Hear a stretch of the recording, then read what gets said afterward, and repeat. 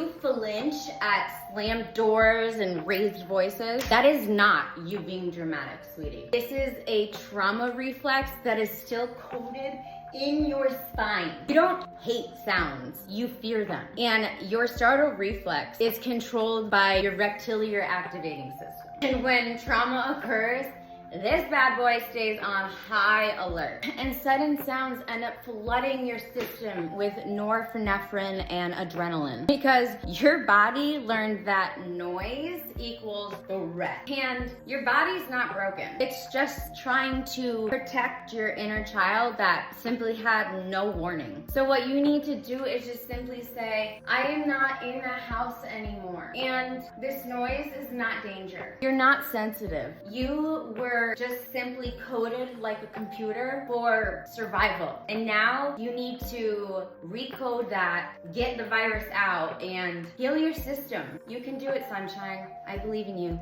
Go heal.